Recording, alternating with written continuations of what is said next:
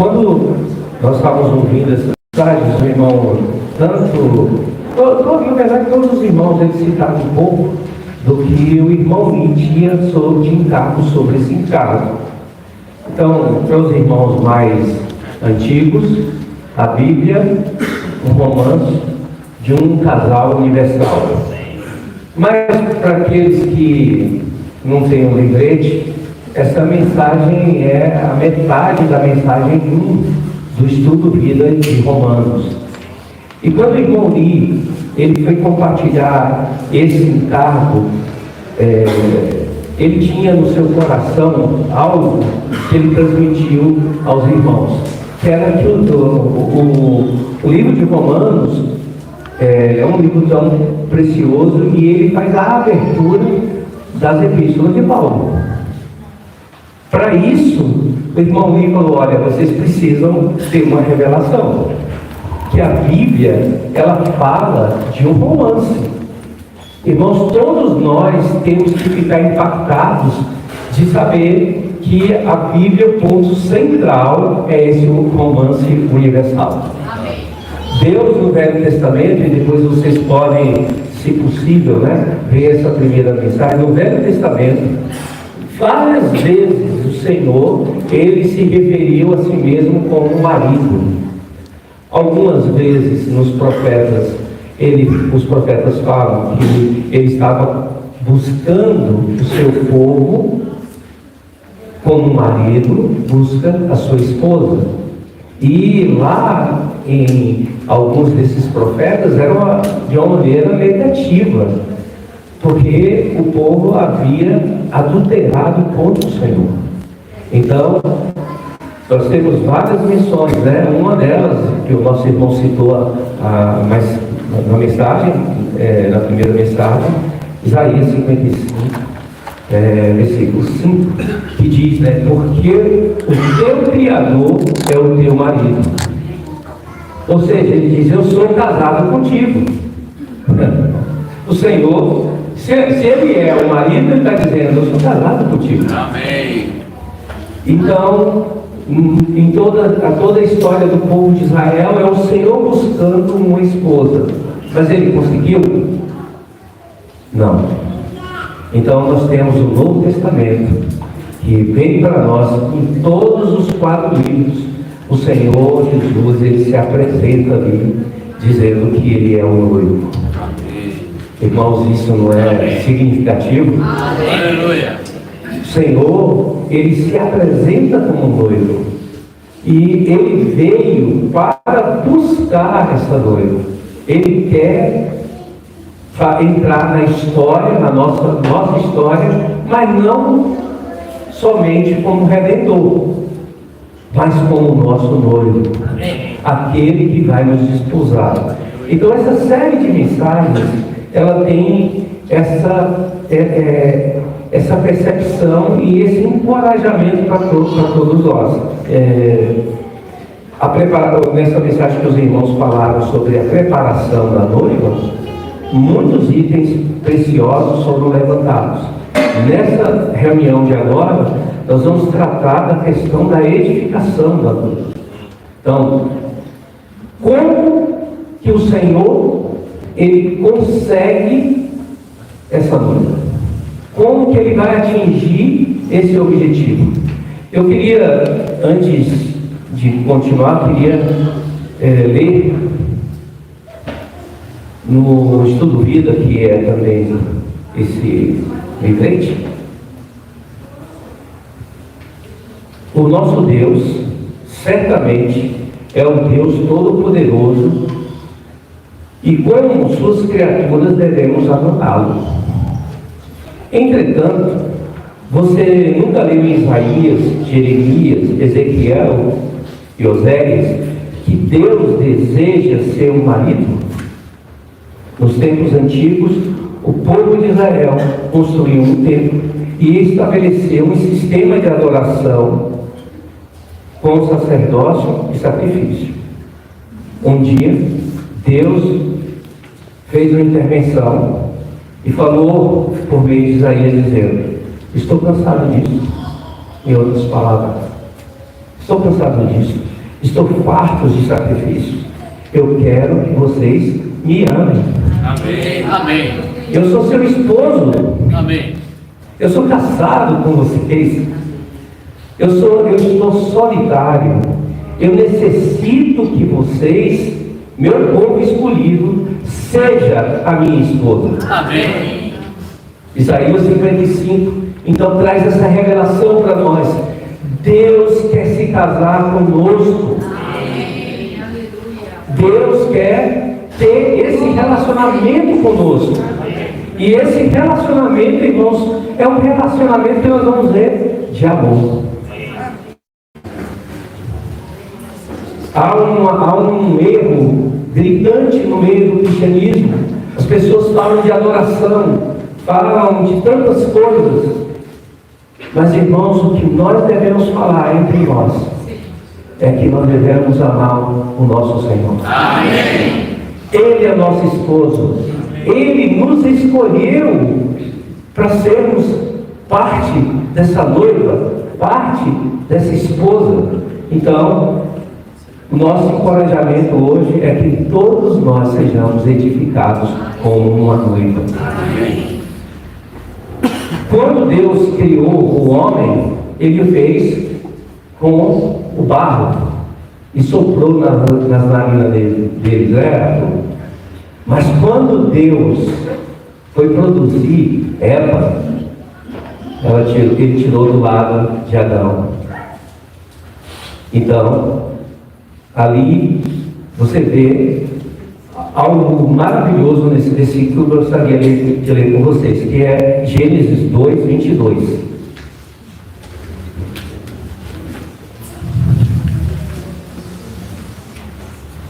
E a costela que o Senhor Deus tomara ao homem, transformou-a numa mulher. Transformou no hebraico significa construiu, edificou.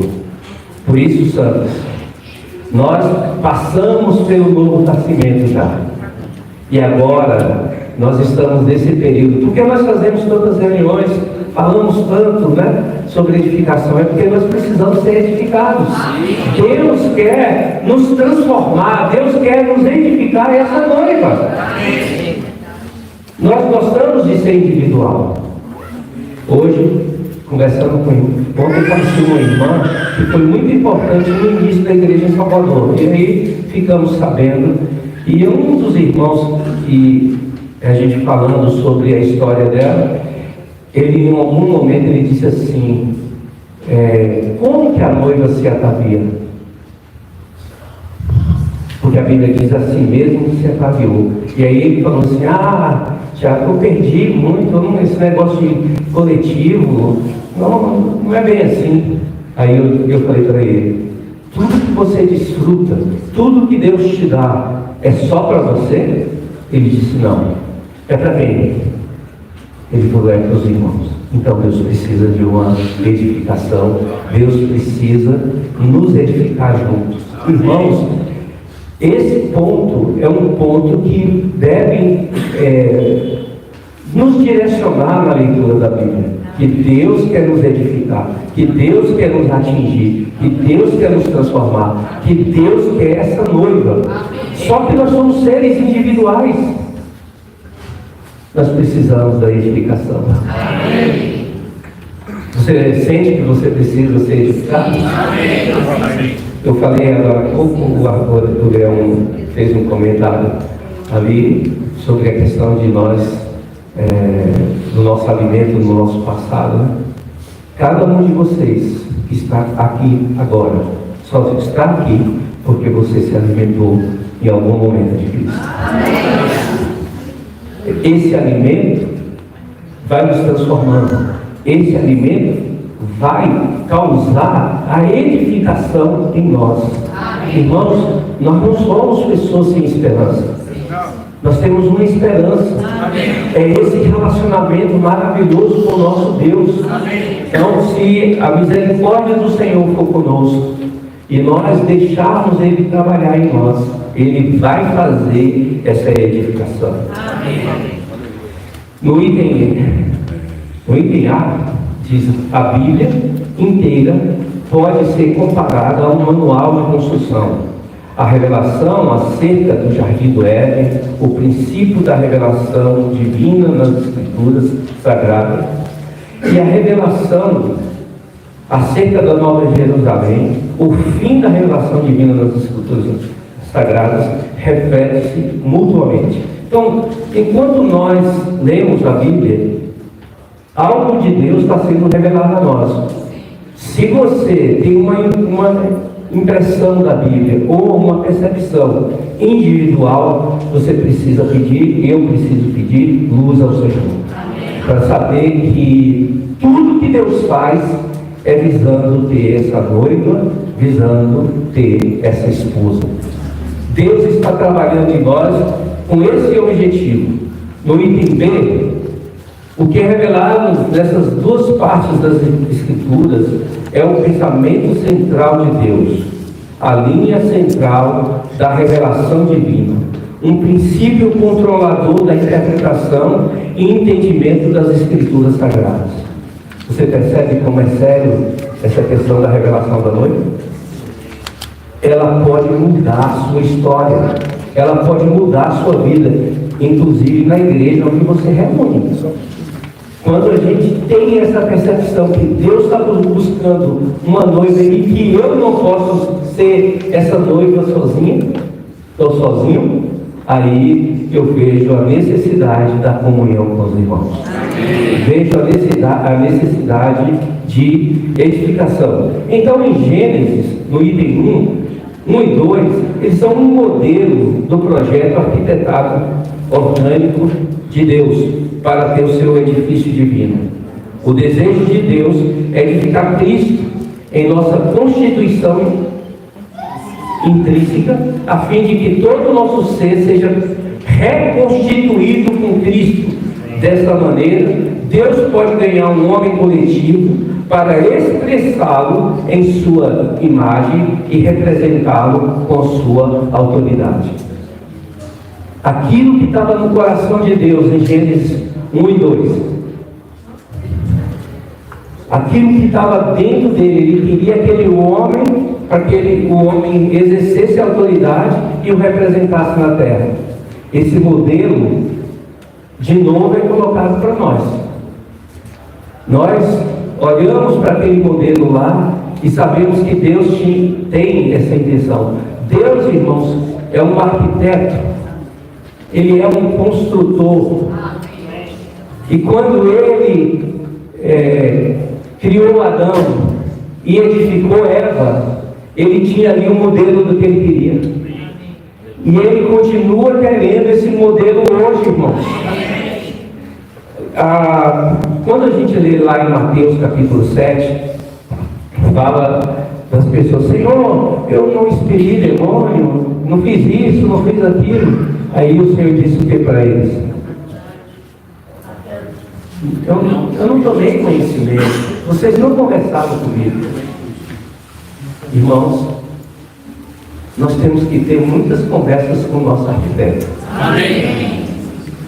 Quando alguém vai reformar uma casa, edificar uma casa, quantas vezes se reúne com o arquiteto, né? Porque quer. Irmãos, nós temos a nossa vida toda para ter essa comunhão com esse arquiteto. Ele quer nos edificar, mas tem que ser segundo o modelo dele. Não pode ser o nosso modelo. Então, o que acontecia com aquelas pessoas lá em Mateus capítulo 7? Eles não tinham comunhão com o Senhor. O termo lá no grego é: eu não tomei conhecimento. Ou seja, vocês não conversaram comigo.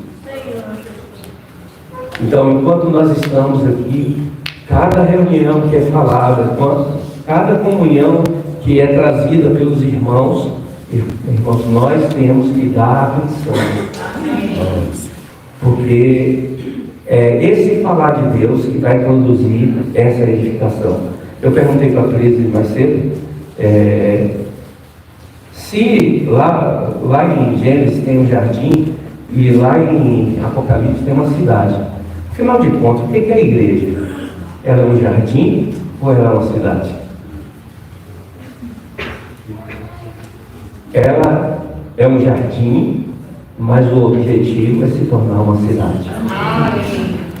Aí você pensa assim, mas a Nova Jerusalém tem rua, um ouro que é transparente, tem pedras preciosas, tem isso, tem aquilo. Aí eu pergunto para vocês, de que é constituída essa cidade de Diadema? Se toda a população sair daqui de Diadema, vira uma coisa fantasma. A cidade são as pessoas. Mesmo nesse mundo que nós vivemos, a cidade são pessoas. A Nova Jerusalém é constituída de pessoas. Amém. Só que de pessoas transformadas. Só de pessoas edificadas. Por isso que ela é uma cidade. Deus conseguiu, irmãos, o livro de Apocalipse mostra que Deus conseguiu. Agora, como que Deus conseguiu isso? Como que Deus atingiu esse objetivo? Lá em Apocalipse, no ponto 2, diz que 21 e 2 são a fotografia do edifício terminado, a expressão coletiva do Deus triunfo. A Nova Jerusalém é o reflexo e cumprimento da revelação divina acerca do Jardim do Éden. Então lá tem um tipo, mas em Apocalipse tem a realidade. No meio, entre o jardim até essa cidade, estamos nós sendo edificados. Eu queria que vocês prestassem bastante atenção nesse termo, edificados. Edificados. Cristo voltará como noivo para casar-se com sua noiva, que será a totalidade dos vencedores. Essa edificação pelos vencedores dessa era é para a consumação inicial da Nova Jerusalém, na era do reino. Por fim, para a consumação plena da Nova Jerusalém, o novo céu e a nova terra. Então, de um lado, o Senhor está produzindo em nós vencedores. Quem serão esses vencedores? A noiva guerreira no milênio. Mas que na Nova Jerusalém será a sua esposa. Quando você ouve noiva, esposa, noiva e esposa, o que é que você sente? Tem que ter um relacionamento aí. Tem que ter algo de vida. Eu estou casado, vou fazer 38 anos com minha esposa. Eu ficava preocupado quando meus filhos, um dia eu comecei isso com o Arthur. Eu disse, poxa, como é que vai ser quando a Larissa já tinha casado? Aí o Jonatas. Aí eu falei, mas como é que vai ser nós dois sozinhos? Irmãos, a vida ela cresce. E como o Kazuma falou, né, o relacionamento, você cria uma dependência tremenda, irmãos. Há uma dependência dela, de mim, e de mim para com ela. No nosso relacionamento com Cristo é a mesma coisa. Nós estamos passando por esse trabalhar de Deus nas nossas vidas. Pela obra contínua do Espírito Santo ao longo dos séculos, essa meta será obtida no fim desta era. Então a noiva, os crentes vencedores, estará pronta. E o reino de Deus virá. Vocês pensaram assim, naquele texto lá de Mateus, quando fala assim, tem 10 virgens, 5 são nécias e 5 são prudentes.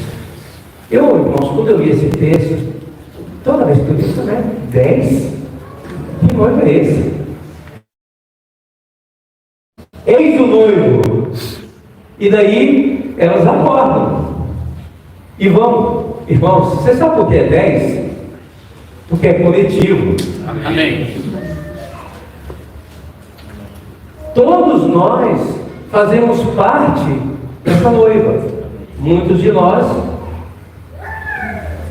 têm uma atitude adequada, outros não. Mas que nós sejamos despertados a encher a nossa vasilha de óleo. Porque é dessa maneira que o Espírito Santo vai produzir essa noiva que vai ser a guerreira e que vai ser a esposa da Nova Jerusalém.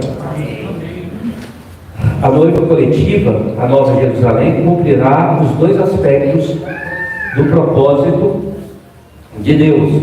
O primeiro, a Nova Jerusalém, será a expressão plena de Deus, na imagem plena de Deus para a sua glória. No segundo, a Nova Jerusalém subjugará o inimigo, conquistará a terra e exercerá a autoridade de Deus com seu domínio sobre todo o universo. Quando nós, como povo de Deus, entrarmos, olha que coisa linda, irmãos.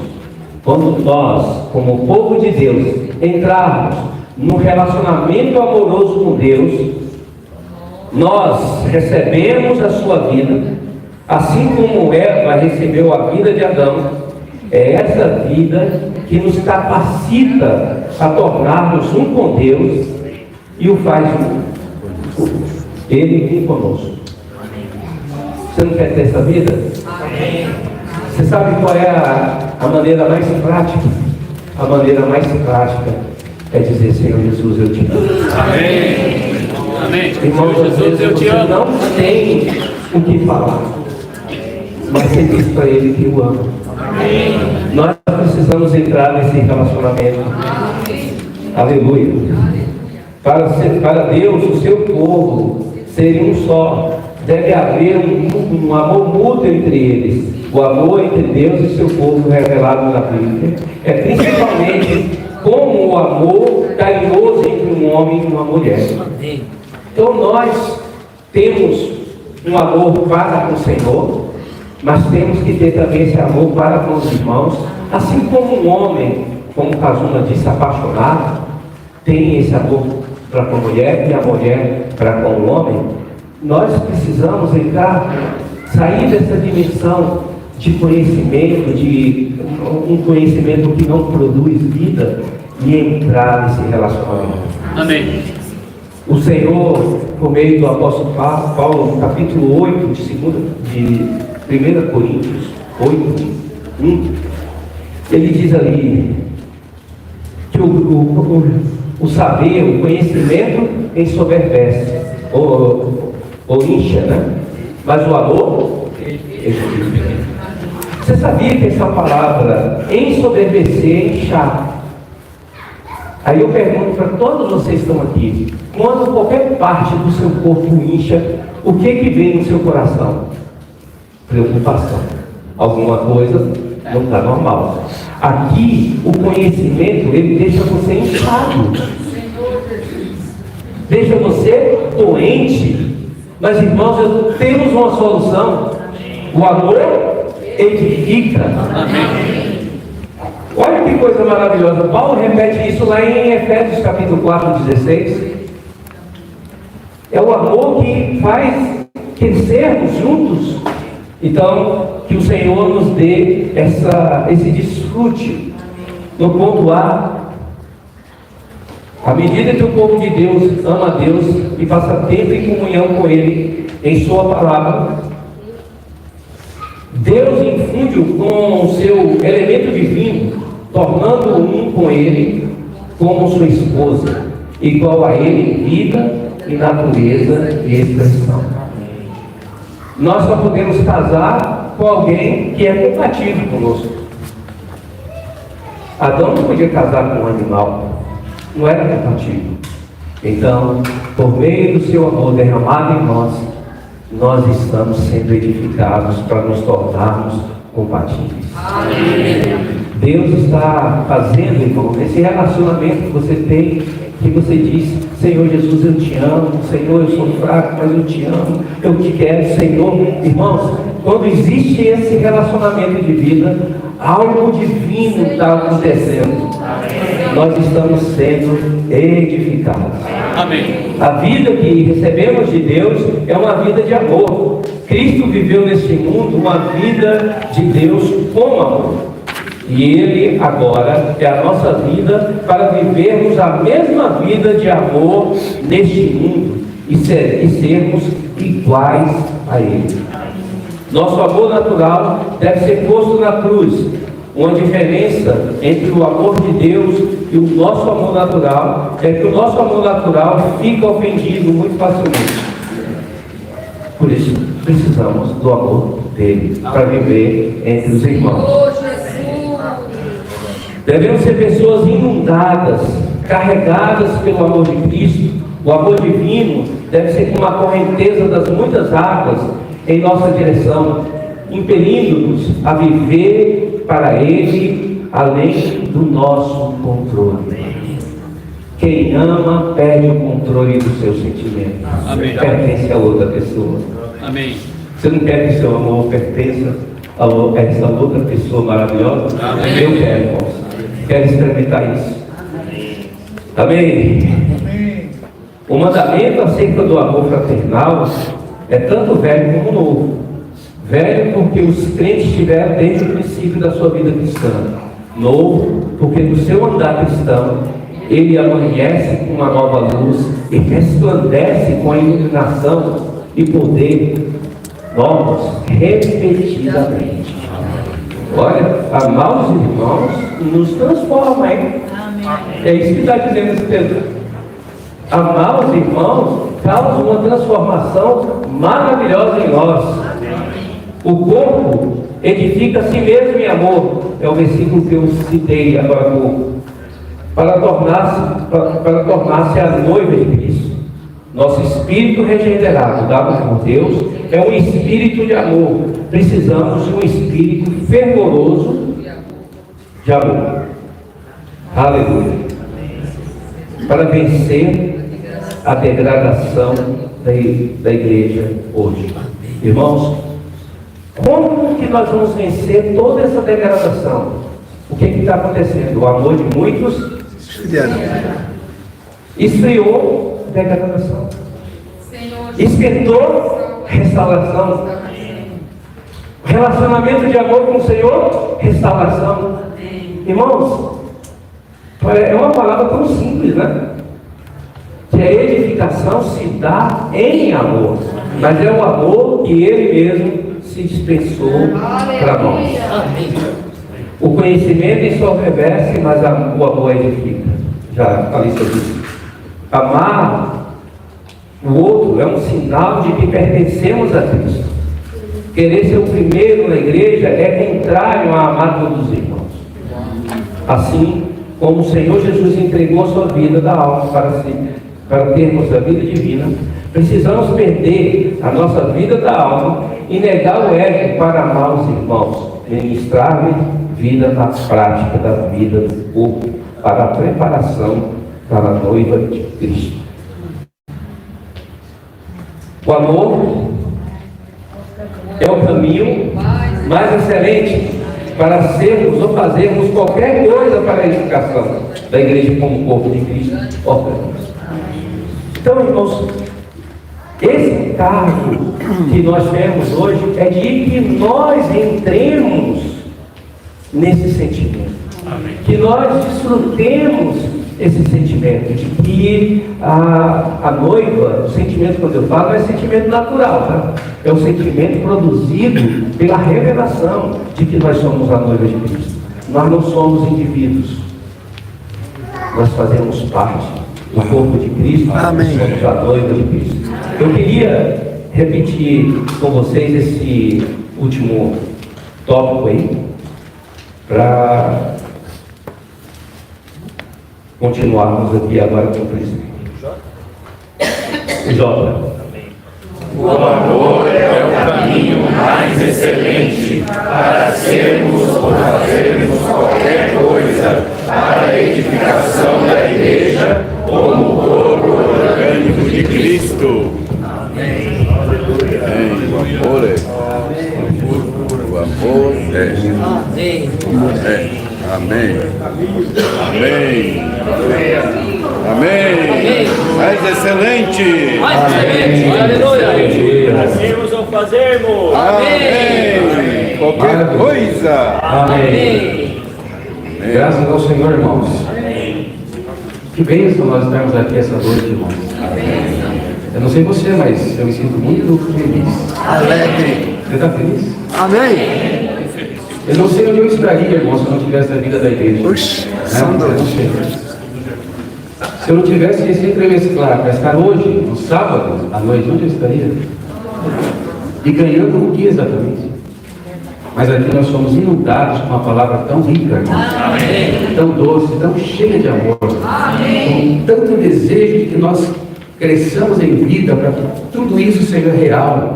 Para que nós realmente sejamos a igreja edificada para a volta do Senhor. E sejamos desposados como a sua noiva. Né? Louvado seja o Senhor. Quando nós estivemos na Baixada Santista, o nosso tema lá era a beleza da noiva.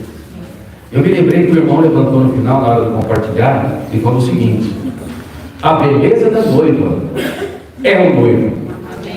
Eu acho que, de certa maneira, essa frase resumiu todo o encargo daquela mensagem. Porque no tema, a beleza da noiva, nós somos aqueles que contemplam o noivo. Como diz o versículo, todos nós, com o rosto desvendado, contemplando e refletindo como um espelho a glória do Senhor, estamos sendo transformados de glória em glória, com a própria imagem do Senhor Espírito. Aleluia!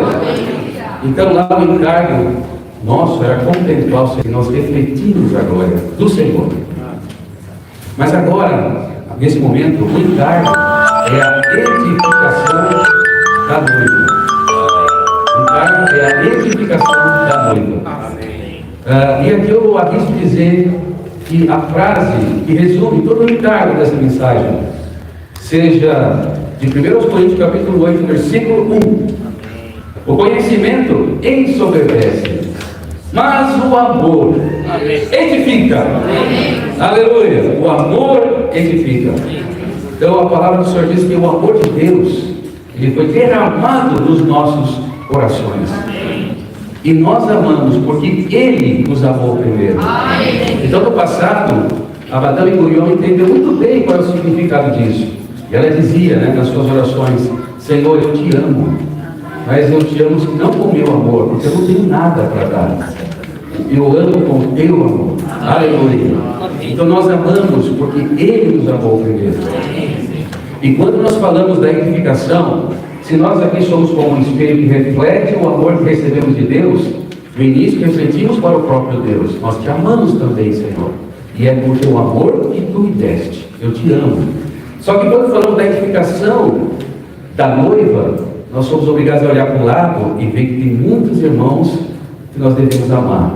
Então agora nós vamos redirecionar o nosso espelho para cada irmão e cada irmã, para que esse amor seja refletido em cada santo e esse amor possa edificar um a um. Aleluia! Então o encargo dessa mensagem agora inclui o nosso relacionamento de uns para com os outros. Nós vivemos na igreja, nós somos o corpo de Cristo, já não somos mais individuais. Claro que por um lado, nesse encargo da edificação, eu posso dizer que o Senhor está edificando Cristo dentro de mim e dentro de cada um dos irmãos. Isso é um fato, isso é uma verdade. Mas também o Senhor está edificando um corpo coletivo. Então eu já não sou edificado sozinho, nós somos edificados juntos. Eu preciso de cada um dos irmãos para sermos edificados um corpo, uma noiva. Então nesse encontro, irmãos, eu queria tornar a mensagem um pouco prática, porque nos últimos pontos da parte do Tiago, foi o G, H, I e J, ele trata basicamente desse amor prático entre nós. Louvado seja o Senhor. Então o primeiro ponto que eu quero abordar nessa questão do amor ser prático, irmãos, é para edificar, não é?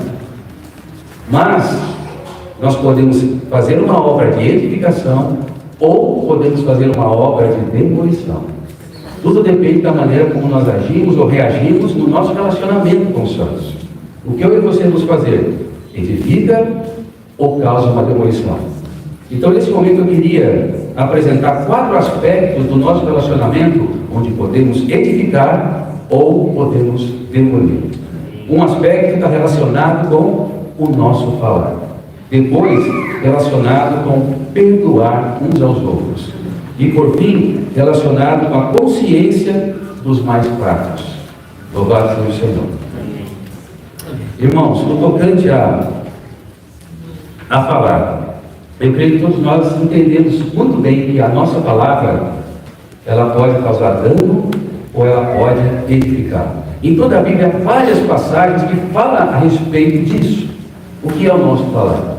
O próprio Senhor Jesus, diante dos fariseus, ele disse que o que contamina o homem não é o que entra pela sua boca, mas é o que sai da boca do homem. Isso contamina. Então, o nosso falar, como diz também em outra passagem da Bíblia, o bem e o mal está no poder da língua.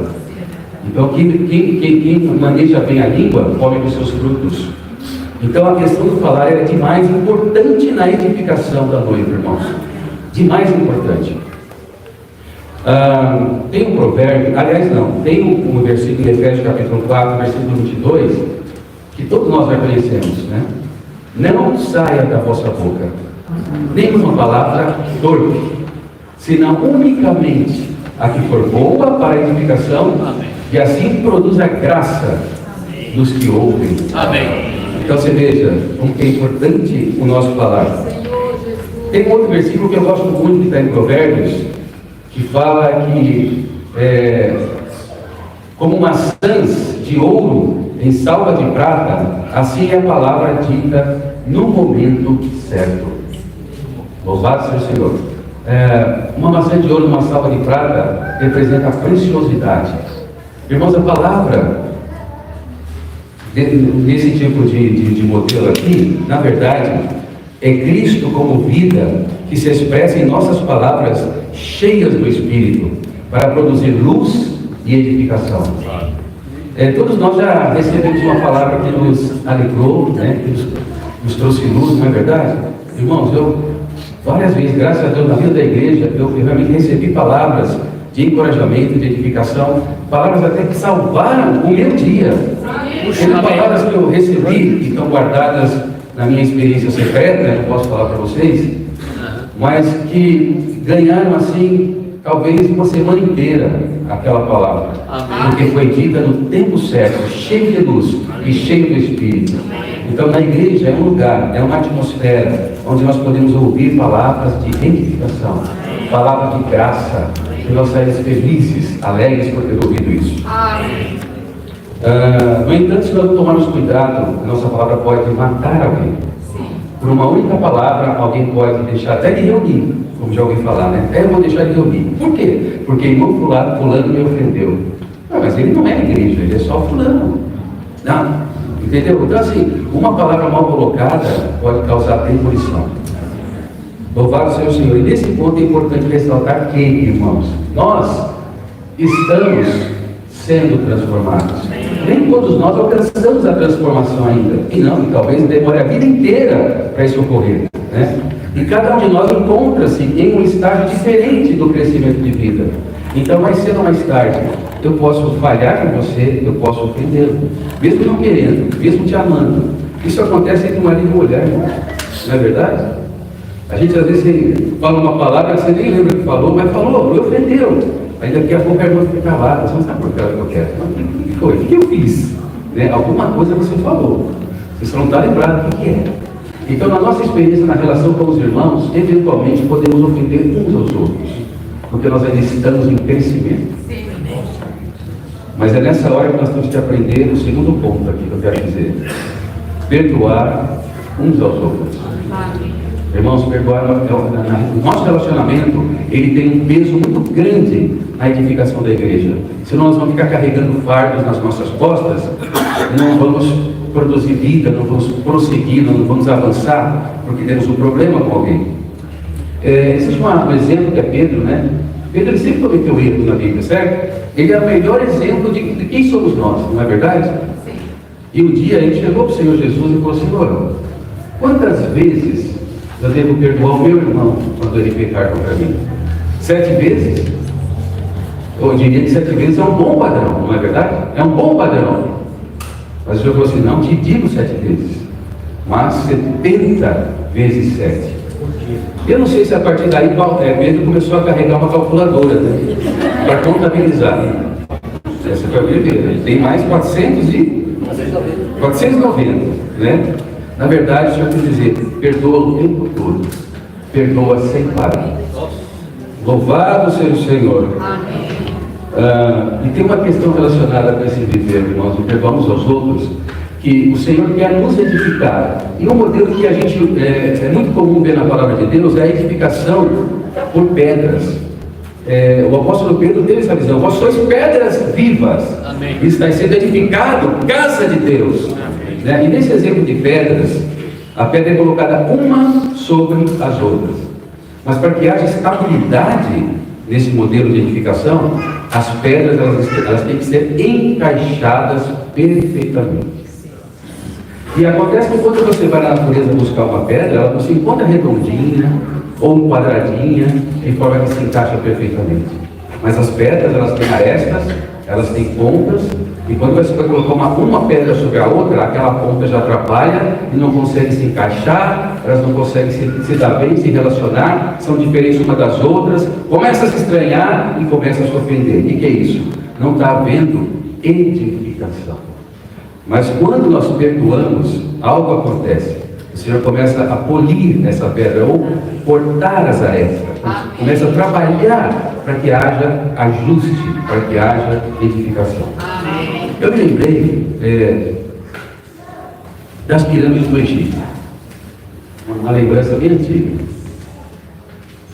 Há um mistério por trás da edificação das pirâmides, né? Há um mistério, principalmente aquela pirâmide de Gizé. Todas as pedras que foram colocadas, elas foram colocadas de tal forma, encaixadas, num nível de precisão tal, que a diferença entre uma e outra chega a ser 5 milímetros. E em alguns casos não passa nem uma folha. Tal é a perfeição daquele encaixe. O Senhor, irmãos, Ele está edificando algo orgânico, que é a vida da igreja. Amém. E a precisão desse encaixe, ele ainda é muito maior do que as pedras da pirâmide do Egito. E elas estão tão bem edificadas que já duram 4.500 anos. Louvado seja o Senhor. Irmãos, o Senhor quer nos edificar junto com os santos. Amém. Então Ele está fazendo um trabalho de cortar as arestas. Eu não digo para você que isso é fácil, não é. É fácil para você perdoar alguém? É difícil, né? É doloroso, mas esse é o processo de lapidação, que a gente chama de lapidação, tem outro nome, né? Para produzir o perfeito ajuste entre nós. E também tem o seguinte, irmãos, tem irmãos mais velhos, que estão mais tempo na vida da igreja, tem irmãos que estão chegando agora. E às vezes está chegando com uma bagagem, ou da vida mundana que tinha, ou a bagagem da região que tinha, e esse tipo de coisa pode causar problema entre nós, certo? Então nós devemos aprender a nos perdoar mutuamente. Louvado seja o Senhor. Amém. Outra coisa importante é considerar a consciência dos mais fracos. Em Romanos 14, versículo 13, fala para não pôr tropeço ou escândalo no nosso irmão. Às vezes o irmão ele fala assim, eu não posso comer isso, eu não posso comer aquilo, então você, por amor, não oferece aquilo para o irmão. Então, existem questões práticas no nosso relacionamento que considera a consciência dos mais fracos, né? Aí eu me lembrei, irmãos, que uma vez, na vida da igreja, né, reunido com os irmãos, nós sempre somos convidados para almoçar um na casa do outro. Isso é muito bom. Isso é muito bom para a edificação. Almoçar juntos é bom para a edificação. Amém. Tem um ditado popular que diz que você só conhece uma pessoa depois que comer 1 quilo de sal com ela. Mas não é pegar o pacote e ficar comendo. Você vai conhecer ninguém, você vai morrer, né? Esse 1 quilo de sal é conter a comida que vocês dois estão se alimentando juntos. Então nós precisamos almoçar juntos, né? Então, irmãos, no tocante ao tema da beleza da noiva, né, nós temos a amada que diz, eu te amo, mas e é tão bom dizer, como o irmão falou, é tão bom dizer, eu te amo. E o irmão lhe ensinava-nos a falar isso mesmo quando nós não estivéssemos sentindo, dizendo, Senhor, eu te amo. Amém. Mas agora, na edificação da noiva, nós vamos para João, capítulo 21, que Jesus fala a Pedro, então, apacenta as minhas ovelhas. Cuida das minhas ovelhas, dos meus cordeiros. Então esse amor que edifica é um amor que cuida. Cuidar da ovelha.